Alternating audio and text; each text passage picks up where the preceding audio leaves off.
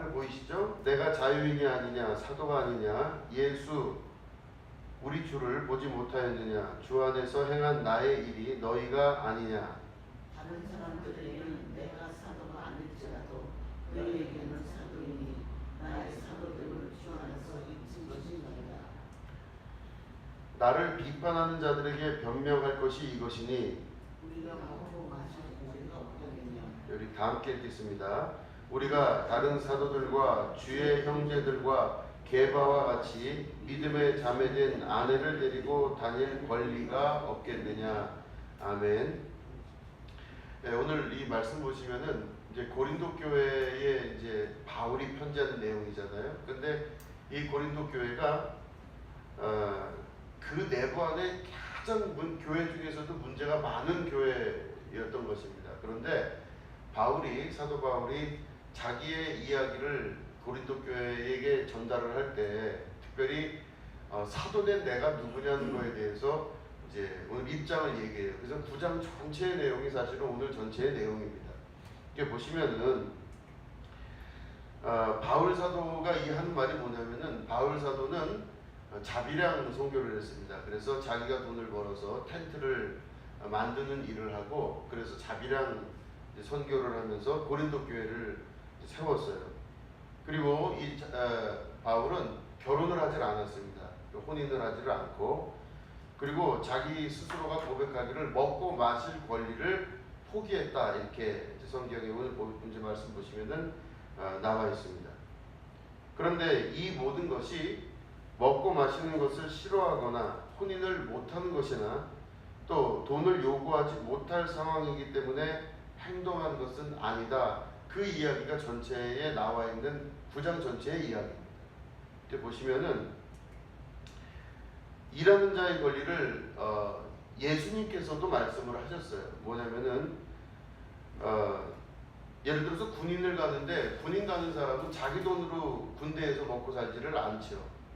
그렇기 때문에 군복무 하는 사람은 자기 부용으로 안 한다는 말씀이 우리 고린도전서 9장 7절에 나와 있습니다. 그리고 만약에 포도를 심는 사람이 있었다 그러면 포도를 심는 사람은 열매 맺을 수 있는 권리, 열매를 가져갈 수 있는, 먹을 수 있는 권리를 갖고 있다. 이렇게 7절 말씀에 이야기하고 있어요. 그리고 보면 양을 치면서 양의 젖을 먹을 권리가 왜 없겠느냐. 이렇게 이제 7절 말씀에 또 이야기하고 있습니다. 보시면 신령한 것을 뿌린 자는 육적인 것을 거두게 된다. 그러니까 다시 말해 복음을 전하고 말씀을 전하는 자는 자기가 그에 타당한 대가를 받을 수 있다는 겁니다. 그리고 성전일 이제 비유적인 표현으로 성전 일 하는 사람은 성전에서 나는 것을 먹게 됩니다. 그리고 제단에서 섬기는 사람들은 또한 제단과 함께 그 모든 수익된 것을 나누게 된다. 이렇게 이야기를 하고 있어요.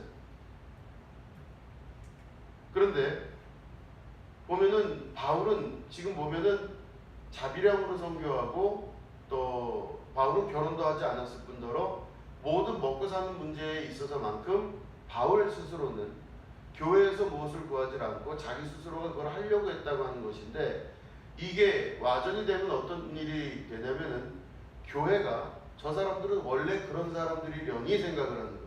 그렇기 때문에 고린도 교회의 성도들이 생각했던 바울은 바로 뭐냐면 저 사람은 결혼도 하기 싫어하고 먹는 것도 먹지 않으려고 하고 저 사람은 교회에서 주는 돈을 받으려고 하지도 않는 사람이구나 이렇게 여기는 거예요. 근데 이제 그게 문제가 바로 뭐냐면은 사도된 권리가 다 그걸로 인해서 사도권마저도 흔들리는 어려움을 경험하게 되었다는 겁니다. 그런데 바울이 실제로 그렇게 하는 이유에 관해서 이 고린도전서 9장은 계속해서 말씀을 하고 있습니다. 권리가 없어서 그거를 안 하는 것이나 또 나는 먹는 걸 싫어해서 먹지 않는 것이 아니고 또 결혼을 못하거나 안 해서 내가 안 하는 것이 아니라는 겁니다. 다 모든 것들이 권리가 있고 또 그 권리는 예수님께서 말씀하신 권리입니다. 그러니까 교회 안에서는 딱 그렇게 되는 거예요. 특별히 예루살렘 교회 안에서 보면은 베드로 같은 경우도 자기 부인이 있고 결혼하고도 살았다고 이야기를 해요. 그리고 나머지 사도들도 기존에 있었던 예루살렘 성전에서 있었던 성전 제사의 제사가 사라진 것뿐이지 종교적 틀은 그대로 유지가 됐기 때문에 그 사람들이 누릴 수 있던 것들은 다 누리고 교회에서 그 사람들이 먹고 사는 문제를 해결했던 것은 당연한 것이었습니다. 그런데 바울이 그렇게 하지를 않았다는 거예요. 고린도 교회에서. 근데 왜 그렇게 하지 않았냐면 자기가 바라본 것은 오로지 복음 하나였다는 것입니다. 보시면은 복음을 전하는 자들은 이 14절에 이제 고린도전서 14절에 9장 14절에 나와 있습니다. 복음을 전하는 자들은 복음으로 말미암아 살리라 이렇게 되어 있어요. 그러니까 복음을 전하는 자들은 복음으로 말미암아 살리라 이 말씀은 예수님이 하신 말씀이세요. 복음으로 말미암아 산다는 건 뭐냐면 복음을 전하는 자들은 복음을 전하는 것으로 인하여 통하여 그것 때문에 돈을 벌고 먹고 살 수가 있다라는 겁니다. 그렇게 먹고 살아야 된다는 거예요. 지금 감리교회 같은 경우는 목회자들이 너무 많아지고 교회들의 숫자가 적어짐으로 말미암아 이 목회자들의 수급이 되지가 않아가지고 목회자들에게 법으로 어떤 거를 명령하게 됐냐면 이중직을 이제 하는 것이 어떠냐 이렇게 이야기를 하게 되는 거예요. 그 이중직이라고 하는 건 바로 뭐냐면 목사 일을 하면서 다른 일을 할 수가 있다는 겁니다. 그러니까 목사 일을 하면서 택시 운전도 할 수 있고 목사 일을 하면서 식당 일도 할 수 있고 목사 일을 하면서 뭐 다른 목수를 하거나 아니면은 다른 일을 하면서 돈을 벌 수가 있다. 이거를 원래는 감리교단 안에서는 법적으로 금지가 되어 있습니다. 그렇게 하면 안 돼요. 그런데 목회자 수급이 되지가 않으니까 그 일이 이제는 법적으로 통과가 되면서 그 일들을 해도 된다. 이렇게 이야기가 나와서 돼 있는데 그거에 따른 논란이 지금도 계속되고 있습니다. 그럼 목사들은 어떻게 살아야 되는가? 그럴 때 사람들이 막 그 법이 통과가 되고 나서 이야기가 많습니다. 아유 어떤 교회 목사님은 자비랑으로 자기가 돈을 벌어서 살기도 한다더라. 어떤 교회는 또 어떤 목사님은 택시 운전을 한다더라. 어떤 목사님은 뭐 한다더라. 여러 이야기들을 많이 하는 것들을 볼 수 있습니다. 그런데 실제적으로 이중직을 금지하고 이중직에 대해서 허용하는 그 문제의 가장 중요한 핵심은 바로 뭐냐면 목사님들이 자기의 교회에서 공직을 받는 것이 아니라 이 목사님들이 감리사가 되거나 감독이 되거나 여러 일들을 하면서 돌아다니면서 각 교회마다 그 돈을 받는 분들이 많은 거예요. 그러니까 자기 교회에서 월급을 받는 것이 아니라 다른 데 돌아다니면서 받는 그 많은 일들 때문에 교회가 더욱더 정치화되고 교회들이 감독이 되려고 하고 감리사가 되려고 하고 하는 이런 일들이 점점 많아지기 시작한다는 겁니다. 그러니까 결국에는 가지고 있었던 원래 법하고는 전혀 상관이 없이 목사님들의 이중직의 문제가 계속해서 나오는 것을 볼 수가 있어요. 그런데 그 모든 것의 가장 중요한 근원을 우리가 어떻게 해석할 수 있느냐? 목회자는 다른 일을 하지 않고 교회에서 그 먹고 사는 것들을 책임지는 것이 정상입니다. 동의하십니까? 목회자는 목회를 하며 복음을 전하는 일로 인하여서 그 교회에서 주는 생활비로 사는 것이 성서적이고 성경적이에요. 다른 것들은 별로 옳지가 않다라고 하는 것입니다. 복음 전하는 자들은 복음을 전함을 통하여 살게 돼야 됩니다. 복음 전하는 자들은 복음을 전하는 것을 통하여 자기의 생명과 삶과 모든 것들이 유지가 될 수가 있어야 되는 겁니다. 만약에 그렇게 하지를 않는다면 이 모든 것들이 교회의 전통과 교회의 역사가 다 무너지게 되어 있다라고 하는 것이죠. 사도 바울이 이렇게 고린도 교회에 편지를 한 목적이 있습니다. 왜 이 편지를 하게 되냐면 사실은 이 편지를 하는 이야기를 가만히 보면 바울의 입장에서 여기서 말하는 나라고 하는 건 바울입니다. 내가 돈을 달라거나 대접을 받고자 하는 것이 아니다. 차라리 죽는 한이 있더라도 내 자랑하는 가로 열고 복음이죠. 복음을 헛된 대로 돌리지 못하게 할 것이다. 이렇게 15절에는 이제 나와 있어요. 우리 한번 15절을 읽어보시면, 자, 우리 같이 읽어볼까요? 고린도전서 9장 15절 시작. 그러나 내가 이것을 하나도 쓰지 아니하였고 또 이 말을 쓰는 것은 내게 이같이 하여 달라는 것이 아니라 내가 차라리 죽을지언정 누구든지 내 자랑하는 것을 헛된 대로 돌리지 못하게 하리라. 아멘. 여러분, 이게 무슨 말이냐면 이게 돈을 달라고 이야기하는 이야기가 아니라는 것입니다. 바울 사도는 복음에 있어서만큼은, 복음을 전함에 있어서만큼은 다른 그 어떤 중요성보다도 이게 가장 중요하다고 이야기합니다. 그렇기 때문에 바울 사도가 저렇게 사는 이유가, 바울 사도가 저렇게 자비량으로 고생을 하면서 혹은 어려운 일들을 경험하면서 사는 그 이유는 복음으로 인해서 자기가 그렇게 사는 것이지 돈을 달라 하거나 무엇을 구하기 위해서 그렇게 사는 것이 아니라는 겁니다. 그렇기 때문에 차라리 죽을지언정 누구든지 내 자랑하는 것을, 이 복음을 헛된 대로 돌리지 못하게 하기 위해서 이 편지를 쓴다, 이렇게 이야기하고 있는 것이죠. 그러니까 사람이 어디가 좀 못났거나, 사람이 좀 부족하거나, 사람이 게으르거나, 그 사람이 무언가 부족해서 저렇게 못 살거나 힘든 일을 스스로 겪는다, 이렇게 보는 것이 아니라는 것입니다. 그 모든 것보다 가장 중요한 것은 복음을 위해서 사는 자의 삶을 말하는 것이죠. 그렇기 때문에 사람들은 생각할 때 저 사람이 복음을 전하면서 저렇게 하는 이유가 바로 뭘까? 그럼 저 사람은 이 편지를 쓰는 이유가 돈을 달라거나 뭔가를 필요한 걸 얻기 위해서 그런 것이 아니라 그 삶 전체가 바로 복음을 위하여 자기를 헌신한 자의 삶을 사는 자의 모습이라는 것을 말하는 것입니다. 자, 여기 보시면은 아주 신앙의 구체적이고 중요한 말씀이 여기 있습니다. 자, 보시면 내가 복음을 전할지라도 자랑할 것이 없음은 내가 부득불 할 일임이라. 만일 복음을 전하지 아니하면 내게 화가 있을지로다.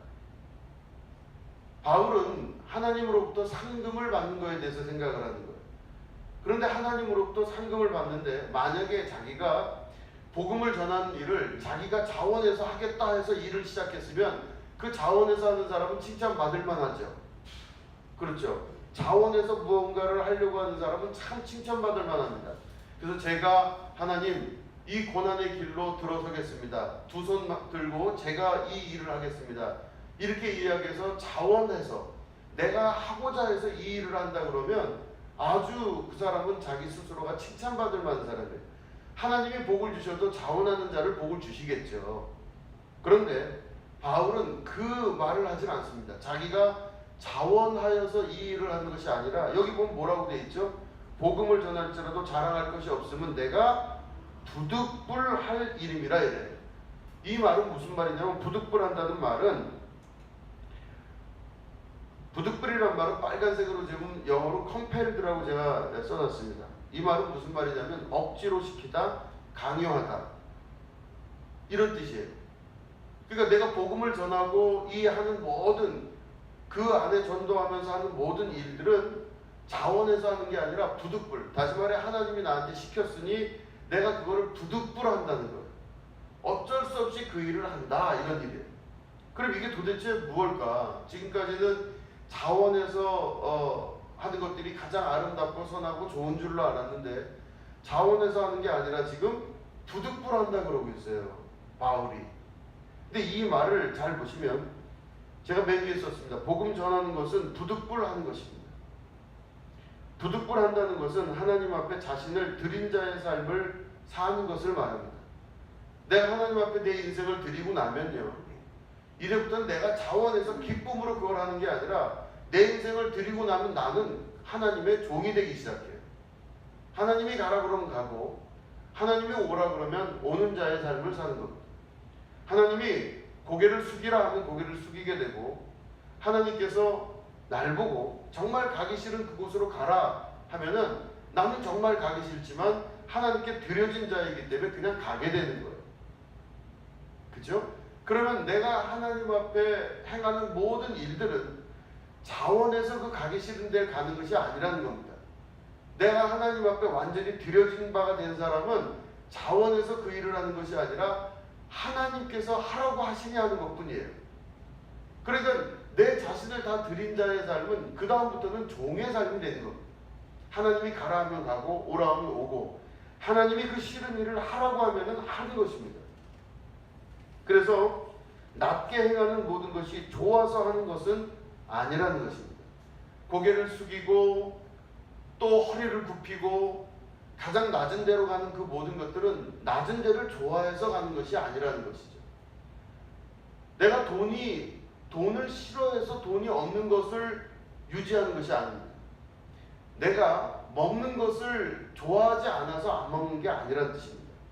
내가 결혼하고 편안하게 사는 것에 대해서 내가 정말로 그거를 결혼하는 걸 싫어하고 내가 사는 이런 것들을 싫기 때문에 결혼을 안 하는 것이 아니란 뜻이에요. 하나님께서 나에게 주신 바 사명이 있기 때문에 그 모든 것들은 내 일이 아니라 하나님 일이기 때문에 내 스스로가 그 모든 것들에 순종하고 싫어도 하고 힘들어도 하고 괴로워도 그 일을 자청해서 하게 되는 것은 내가 좋아서 하는 것이 아니라 부득불 할 수밖에 없다고 하는 그 뜻이 그 안에 들어가 있는 것이죠. 만약 내 자유로 복음을 전한다면 바울의 상은 자신의 노력과 헌신에 비례하게 됩니다. 다시 말해 내가 자원해서 기뻐서 하고 싶어서 그 일을 하기 시작하면 그 사람은 그 최선의 노력을 기울이면서 하나님으로부터 그만큼의 상을 받게 돼요. 자기가 좋아서 한 거니까. 좋아서 한 거는 그 사람이 그걸로 상을 받게 됩니다. 그런데 바울이 받을 상은 그것보다 더 큰 상입니다. 바울은 하나님 앞에서 자기가 좋아하는 것과 싫어하고 힘들어하는 것들을 다 포기하고 하나님 앞에 드린 거예요. 그죠? 그러니까 결국은 바울은 좋아하는 걸 자원해서 자기가 하는 걸로 상을 받는 자가 아니라 하나님 앞에 자기 자신을 완전하게 포기한 자로서 상을 받게 되는 하나님의 축복의 아들이 되게 되었다는 것입니다. 바울은 더 큰 상을 바라보고 그것은 자신의 모든 권리를 포기하는 것이 바로 바울의 마음이었고 믿음이었다는 것이죠. 자, 그게 바로 9장 18절에 나와 있습니다. 그런즉 내 상이 무엇이냐? 내가 복음을 전할 때에 값없이 전하고 복음으로 말미암아 내게 있는 권리를 다 쓰지 아니하는 이것이로다. 그러니까 내가 이만한 권리가 있다, 내가 이만한 것이다 라고 요구하지를 않는다는 겁니다. 그저 하나님께서 오늘 주시면 그걸로 감사하고 하나님께서 오늘 이것이 너에게 다다라고 말씀하시면 그걸로 감사하고 살아가게 되는 것이죠.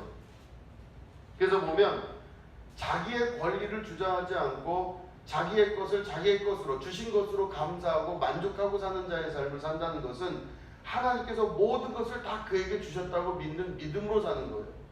그러니까 나에게 오늘 누가 떡을 주셨다 그러면 이 떡은 그 분이 주신 게 아니라 하나님이 그분을 통해서 주신 거라고 믿는 거예요. 아우 감사합니다. 그럼 떡이 오늘 없어요. 밥이 없어요. 그럼 밥이 없는 것도 하나님 안에 깊은 뜻이 있다는 것으로 믿고 사는 겁니다. 그걸로 인해 불평불만이나 그걸로 인해서 권리를 주장하고 가는 자의 삶이 아니라고 하는 것이죠.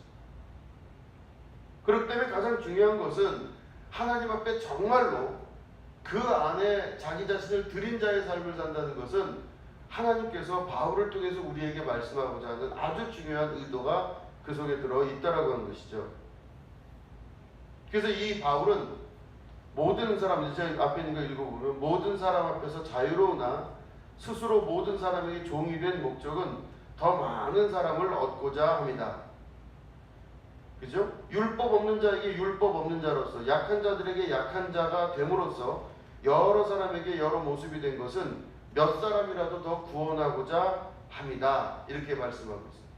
그러니까 내가 내 힘든 것들을 가지고 권리를 주장하는 게 아니라 그래도 내가 모든 사람 앞에서 특별하게 문제가 될 게 없어요. 아주 자유로우나 스스로 모든 사람에게 좋음과 같은 존재가 된 것은 바로 복음 때문에 그런 겁니다. 예수님 때문에 참고 예수님 때문에 견디고 예수님 때문에 내 자신이 낮아지게 되는 삶을 선택하는 거죠. 율법이 없는 사람에게는 율법 없는 사람처럼 다가가게 됩니다. 그런데 율법이 있는 사람에게는 율법 있는 자와 같이 또 가게 돼 있어요. 약한 자들에게는 약한 자의 모습으로 다가가고 강한 자에게는 강한 자의 모습으로 다가가요. 그래서 바울은 그런 말을 했죠. 나는 빈에도 처할 줄 알고, 그러니까 가난에도 처할 줄 알고 부에도 처할 줄 알아. 그죠?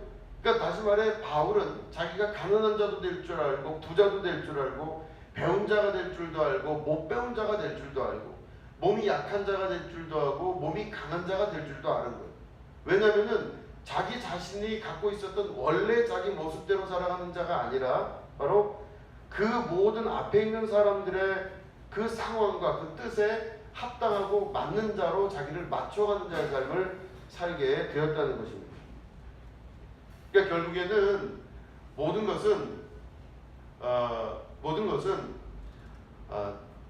내 기준으로 모든 것을 맞추는 것이 아니라 하나님의 뜻 안에서 앞에 있는 사람들에게 내 기준을 다 맞추고 사는 자의 삶을 말하는 것이죠. 그러니까 목회를 하다 보면은 그런 이제 생각이 들 때가 참 많습니다. 목회를 하다 보면 여러 가지가 고통스러운 일들이 많이 있어요. 이 고통스러운 건 나 혼자 고통스러운 거죠. 그러니까 저 혼자 생각해서 고통스러운 게 있어요. 그런데 그런 고통스러운 게 있을 때마다 항상 생각하는 건 바로 내 권리를 주장하지 않기로 결심했던 그때를 항상 생각하게 됩니다. 중요한 건 바로 뭐냐면 내가 목사가 된 이유와 복음 전파의 사명은 사실은 그 어떤 것보다도 복음이 가장 우선시되는 삶을 살 때 복음 전파의 사명을 감당할 수가 있게 된다는 것입니다. 내가 왜 목사가 된 이유가 바로 뭐냐면 목사가 된 이유는 내가 원하는 걸 하려고 목사가 된 게 아니라 하나님이 원하시는 걸 하기 위해서 목사가 된 겁니다. 그죠? 그런데 여기는 목사뿐만 아니라 여러분들에게도 똑같이 적용되는 말씀입니다. 고린도전서 9장을 고린도전서를 고린도 교회 교인들에게 보낸 사도 바울의 그 의도는 나는 이런 사람이라는 걸 증명하기 위해서 보낸 것이 아니라 내가 그런 것처럼 너희도 그렇게 살아라라고 하는 고린도 교회에게 가르치는 말씀이에요. 여러분들이 신앙생활을 하면서 예수 믿기로 결심한 이후 여러분들은 어떤 신앙생활의 패턴을 가지고 계셔야만 되느냐? 내가 원하는 걸 위해서 기도하고 내가 원하는 걸 위해서 살고 내가 갖고 싶은 걸 위해서 노력하는 자의 삶이 아니라 이제부터는 하나님이 원하는 것을 찾고 하나님이 구하는 것을 구하고 하나님이 원하는 것을 가지러 가는 자의 삶을 선택하기 위해서 신앙인이 된 겁니다. 이제부터는 내 삶을 사는 것이 아니고 하나님께서 원하는 자의 삶을 살기 위해서 신앙인이 된 것이죠. 누구에게나 자기 자신에게는 권리가 있습니다. 나는 이만한 권리가 있고 누릴 권리가 있고 행복할 권리가 있고 사랑할 권리가 있고 배고플 때는 맛있는 걸 먹을 권리가 있고 여러 가지 권리가 우리에게 있죠.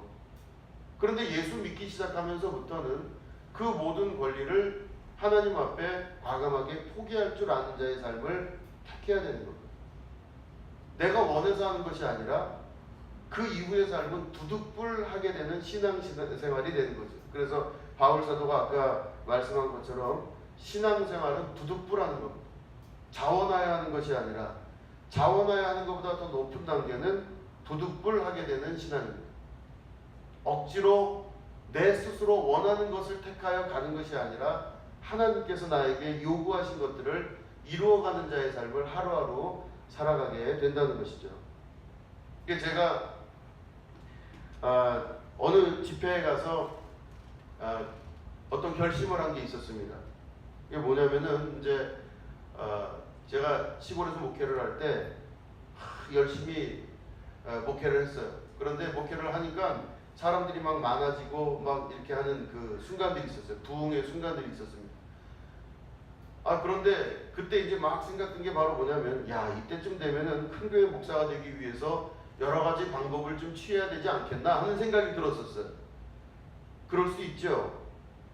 그럴 수 있습니다. 그래서 사람들이 주변에서 막 하는 얘기들을 들었어요. 교역자 회의를 가고 주변 사람들의 이야기를 들으면 지금이라도 늦지 않으니까 유학을 다시 가라. 그래서 이제는 독일 말고 미국 쪽으로 가는 게 어떻겠느냐. 그래서 미국도 생각해보고 여러 가지. 그래서 큰 교회로 가기 위해서 큰 교회의 목사가 되기 위해서 신학 박사를 하나를 갖고 있고 또 교회들이 그런 걸 요구한대요. 신학 박사를 요구한대요.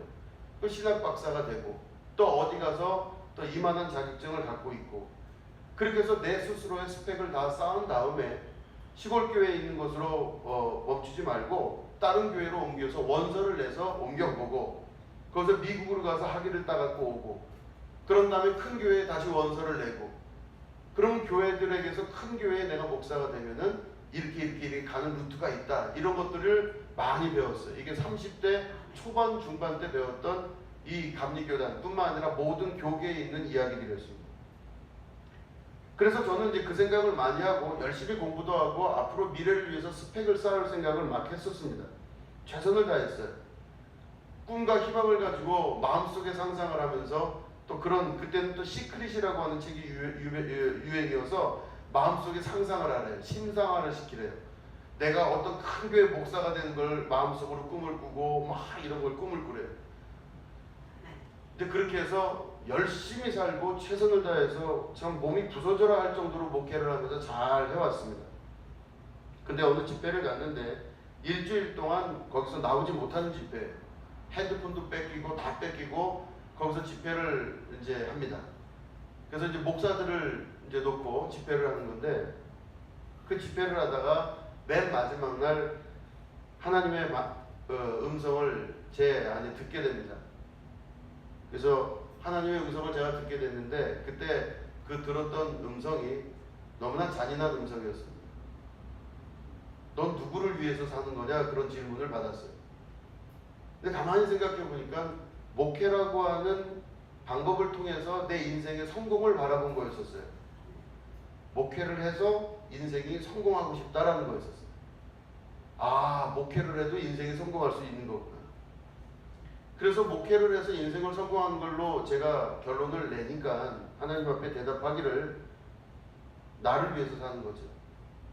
그렇게 했는데 아무 말씀이 없고 그 다음부터는 계속 침잠하면서 제가 생각을 할 수밖에 없는 순간이 왔습니다. 계속 침잠하면서 생각을 하는데 마지막 날 다 같이 일어나서 우리 찬양하시면서 각자 기도하시겠습니다. 기도를 하는데 제 마음속에서 그런 결심이 나오게 되었습니다. 하나님, 내 평생에 어디를 가더라도 어느 교회에 원서를 내지를 않겠습니다. 그렇게 결심을 했어요. 내가 어느 교회를 가겠다고 내 안에 어떤 원서를 이렇게 써서 내가 그 교회 가겠습니다 하고 원서를 내지 않겠습니다. 하나님과 나와 지키는 평생의 약속입니다 하고 겁도 없이 하나님께 그 기도를 드렸습니다. 잘한 걸까요? 못한 걸까요? 잘했어요. 그 이후 얼마나 후회를 하는지 모릅니다. 지금까지도 계속 후회입니다. 이렇게 미련하게 사는 게 맞는 건가? 이게 도대체 좋은 방법인가? 사람이 너무 감정적이었다. 뭐 수도 없이 생각을 하면서 나와서 저희 그 사무랑 얘기를 하는데 우리 사무는 또 잘했대요. 도대체 뭘 믿고 사는지 모르겠지만 아무튼 그때 이후로는 한 번도 그런 일을 한 적도 없고 앞으로도 제가 원서를 내거나 그러진 않을 거예요. 그때 하나님 앞에 결심한 건 이게 여러 가지 복잡한 이야기로 지금 말씀드린 것 같지만 결국 고린도전서 9장에 있는 사도 바울의 신앙의 결단하고 같은 신앙의 결단이었던 것이죠. 어찌 보면 사도 바울이라고 하는 한 인물에 성령께서 그에게 강하게 임하셔서 그 사도 바울의 마음속에서 그리스도의 결단을 할 수 있도록 사도 바울을 이끌어낸 거겠죠. 그러니까 우리가 고린도전서 9장을 읽지만 이건 사도 바울의 단순한 자기 신앙 고백이 아니라 성령께서 그 안에서 말씀하시는 강력한 성령의 요구를 바울이 받아들인 거겠죠. 그렇기 때문에 바울은 어떻게 살기로 결단을 한 거냐면 내가 내 인생에 내가 원하는 대로 자원해서 내가 기쁨으로 무엇을 한다고 하질 않고 내가 부득불 복음을 전하는 자로 살겠습니다. 다시 말해 내 인생 전체를 다 하나님께 드릴 테니 나머지 부분에 대해서는 주님께서 가라 하면 가고 오라 하면 오고 주님께서 저 싫은 사람을 만나라 하면 만나고 주님께서 저 정말 비참한 자리로 가겠냐 하면 가고 저 좋은 자리로 가겠냐 하면 가고 그러니까 자기 안에 자원하는 뜻이 있지 아니하고 오로지 주께서 원하시는 자의 삶을 살겠다고 하는 그 의도가 그 안에 들어가 있었던 겁니다. 그래서 제가 그 기도를 하고 나서 내려오는데 한편에는 너무 불안하고 서운하고 왜냐하면 지금까지 생각했던 알고 있었던 상식 안에서 생각했던 것들이 아니라 전혀 새로운 것들을 제가 새로운 마음으로 살아가야 되는 거기 때문에 참 불안했었습니다. 그런데 한편으로는 마음이 굉장히 편했습니다. 이제부터는 내가 원해서 가는 것이 아니라 주님께서 붙들어서 주님의 길로 주께서 이끄시는 대로 가는 겁니다. 하니까 마음이 굉장히 편하더라고요. 이제는 그냥 물이 흐르는 대로 쓸려가는 대로 주께서 나를 이끄시는 그대로 내가 살 수 있게 되었구나 하니까 정말로 마음이 편해요. 그래서 속도 많이 상하고 어려운 일을 겪을 때마다 그 일을 잠깐 생각합니다. 어찌 보면 그 모든 어려운 일들이 하나님께서 나에게 허락하셨다면은 분명한 이유가 있을 거라는 생각을 하게 되었던 것입니다. 자원해서 하는 것이 아니라 부득불할 수밖에 없다고 하는 고린도전서 9장에 있는 이 말씀은 어찌 보면 우리 신앙에 있어서 가장 중요하고 핵심적인 것일 수가 있다라고 하는 것이죠. 바울 사도의 고린도전서 9장의 중요한 핵심 키워드는 바로 자신의 위치와 자리, 능력에 대한 대가를 스스로 결정하지 않고 복음을 위해 완전히 내려놓는 사람의 삶을 말합니다. 나는 이 정도 되는 사람이니까 이 정도 대가를 받아야 됩니다. 나는 이 정도 되는 사람이니까 이 정도 위치에 있어야만 됩니다. 나는 이 정도 되는 자리에 앉아야 내가 마음이 편안하지 않겠습니까? 라고 스스로 자기를 결정하지 않고 복음을 위해서 자기를 완전히 내려놓은 자의 삶을 말하는 것이 바로 고린도전서 9장에 있는 말씀입니다. 사람은 다 가지고 있는 능력에는 자존심이 걸려 있습니다. 나라고 하는 존재의 존재 근거에는 그것을 유지하고자 하는 힘이 실려 있습니다. 그게 소위 말해 자존심입니다. 나라고 사는 사람이 누굴까 볼 때 나는 결국엔 나라는 자존심이에요. 내가 그래도 이 정도는 아니지 않냐 하면서 자기 자신을 스스로 평가하고 거기에 자존심을 쫙 걸게 되어 있습니다. 그러나 그 자존심은 내가 만들어내서 내 스스로 가치를 내가 매겨버린 겁니다. 우리는 그 자존심을 내려놓고 하나님이 가치를 매기시는 것에 순종하고 따라갈 수 있는 백성이 되어야 되는 것이겠죠. 이 자존심과 모든 자아라고 하는 존재적인 근거들은 있지만 그러나 그것을 주님 앞에 포기하고 가장 낮은 자처럼, 가장 모르는 사람처럼, 아무것도 없는 사람처럼, 가장 미련한 사람처럼, 어찌 보면 가장 비참한 사람처럼 그 길을 걸어가는 것은 주님의 복음을 위해 사는 자들의 삶이며 교회의 정체성입니다. 결국에는 내가 어떤 생각을 가지고 의지를 가지고 자원하여서 무엇을 하는 것이 아니라 가장 낮은 자리로 가라 그러면 그 낮은 자리를 갈 수 있는 용기와 믿음이 있어야 된다라고 하는 것이죠. 고린도 교회는 참 분란과 고소가 많은 교회였습니다.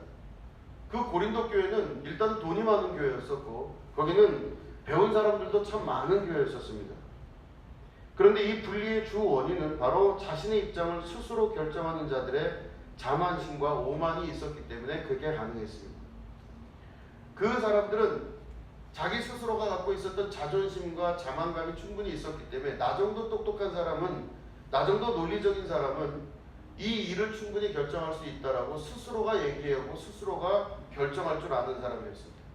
그렇기 때문에 교회 안에서 끊임없는 분란과 고소 사건이 일어나고 교회 내에서 해결이 안 되니까 밖으로 나가서 일반 법정에까지 그 문제가 다 나가는 것을 끊임없이 고린도 교회는 겪어 나가야만 됐습니다. 중요한 것은 부족해서가 아니라 복음을 위해 상대방의 입장에 자신을 맞추는 자의 결단이 있어야 됩니다. 그러니까 복음이 우리 안에 있다 그러면 어떻게 살아야 되냐면 이제 제가 전제 조건은 저도 잘 안 된다는 겁니다. 그렇지만 우리가 잘 안 되지만 함께 그 목표를 향해서 나가야 되는 것은 분명하죠. 내 기준에 저 사람을 맞출 수는 없다는 겁니다. 그러니까 다시 말해 내가 어떤 일을 만나거나 어떤 사람을 만날 때 내 기준을 가지고 그 사람을 만나거나 그 사람의 과 모든 관계를 맺는 것이 아니라 내가 그 사람을 만날 때는 내 기준이 아니라 저 사람 기준에 맞출 수 있는 우리가 돼야만 된다는 것이죠. 내 상황이 이렇게 있습니다. 그럼 상황이 있으면 이 상황이 내 기준에 맞추는 것이 아니라 상황에 나를 맞출 수가 있으셔야 돼요.